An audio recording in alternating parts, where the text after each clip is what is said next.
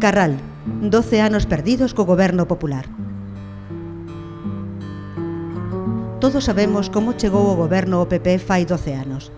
Nese momento, comeza o reinado dos promotores, que se fan donos dun pobo e dun goberno municipal rendido aos seus pés.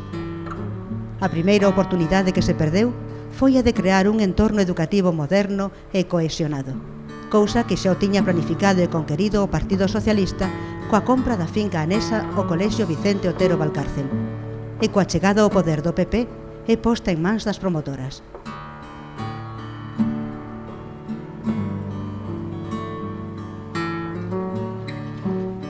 Posteriormente, e despois de recalificar fincas e buscar miles de alternativas durante unha década completa, chegou ao Instituto de Ensino Secundario Obligatorio, que chega tarde, moi tarde, 12 anos tarde.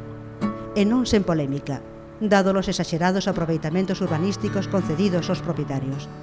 Ademais, a situación da finca é pésima, pois en vez de integrarse na comunidade educativa xa existente, disgrega aumentando custos e incomodidades e dificultando a xestión do día a día. A segunda oportunidade perdida para Carral foi a posibilidade de contar cun tecido urbano moderno dotado de mellores beirarrúas, aparcamento suficiente e ordenado, prazas e parques nos que convivir e rúas de doble sentido con capacidade para cruzarse dous coches. En vez diso, o goberno do PP potenciou e facilitou a entrada de todo tipo de promotores que fixeron obras de moi baixo nivel urbanístico e que en moitos casos quedaron a medias.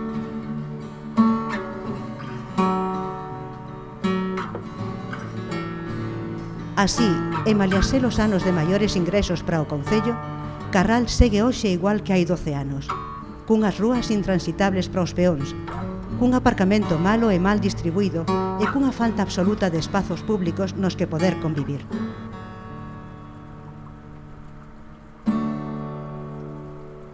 O que si nos deixaron os 12 anos perdidos foi un futuro difícil de xestionar.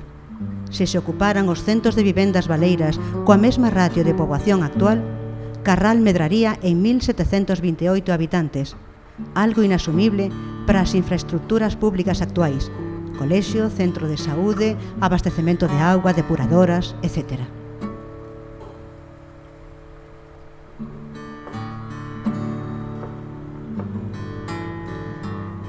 No novo Plan Xeral de Ordenación Municipal, que actualmente está en tramitación, non se aborda ningún destes problemas, senón que simplemente se segue apostando pola vivenda colectiva en altura, bloques de pisos, e trazando rúas propias de hai 50 anos. En definitiva, máis mimos aos promotores e máis castigo aos cidadáns. Canto ás parroquias, aínda que non se viron afectadas pola voracidade dos promotores, sí que sufriron a falta de inversión do concello. O único que se fixo nestes 12 anos nas parroquias en Carral, agas algunha rede de saneamento en Cañás, foron asfaltados.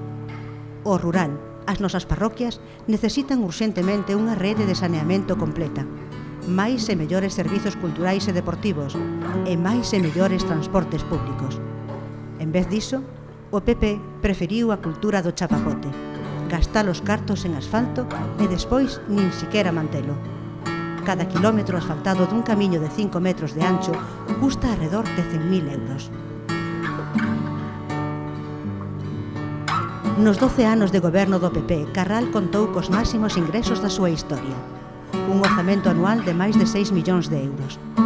Pero, como xa comentamos, non sabemos a onde foron estes cartos, pois os investimentos do Concello de Carral foron moi escasos. Un dato que ilustra moi ben esta incomprensible xestión do capital público en Carral. Durante estes 12 anos de desgoberno popular, só se fixeron 2 orzamentos municipais. Sendo estos unha ferramenta fundamental para a xestión pública, pois serven para planificar, programar, controlar e avaliar todas as actuacións do Concello, deberían ter periodicidade anual e recoller a previsión de ingresos e gastos do exercicio correspondente.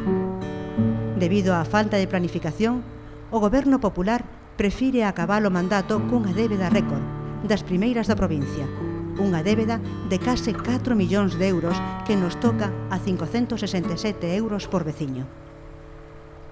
E a solución do PP á débeda municipal causada polo seu propio descontrol nas contas públicas foi comezar a subir os impostos e incluso elevar a función recadatoria a través de multas de tráfico.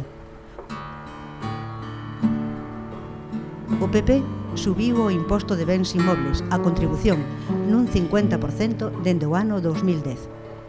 Ademais, este ano rematará a actualización dos valores catastrais que solicitou o Concello, o que provocará unha nova suba moi importante que poderá ter efecto retroactivo e que obrigará a moitos veciños a pagar dunha vez o incremento dos 4 anos anteriores.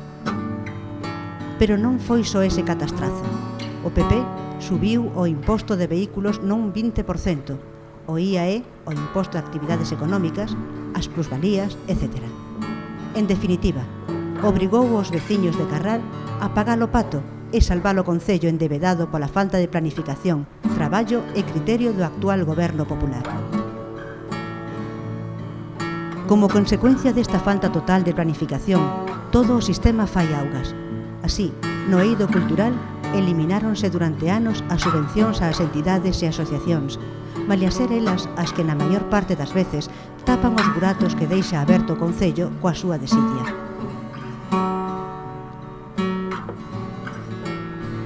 Paralelamente á eliminación das axudas ás asociacións, privatizouse a oferta de actividades culturais e cursos do Concello. Hoxe en día, o número de cursos en funcionamento no noso Concello é ridículo. Só funcionan os de gran demanda e penalízanse as actividades minoritarias. Todo isto fai que a convivencia e a vida do noso pobo sufra e nos afastemos do chamado estado do benestar. Ademais, os horarios e organización de boa parte das instalacións municipais e dos servizos de mantemento son inadecuados. A Casa da Cultura ou o Pabillón permanecen pechados nas horas de maior demanda. Os servizos de limpeza do colexio e dos parques infantís redúcense ou desaparecen quendas de traballo, o que empeora o servizo. No que se refire á política ambiental e do rural, malia que o noso Concello debería estar na vanguarda das políticas de desenvolvemento rural dado o noso fermoso e riquísimo medio natural, unha vez máis, a falta de traballo por parte dos mandatarios populares fixo que nestes 12 anos outros concellos da Bisbarra, como Abegondo, nos tomaran a dianteira en proxectos novidosos ligados á natureza e ao rural. Un exemplo é a prácticamente nula participación do Concello de Carral no Grupo de Desenvolvemento Rural das Mariñas, un proxecto no que Abegondo está a acadar a maior parte dos postos de traballo, investimentos e axudas que conleva.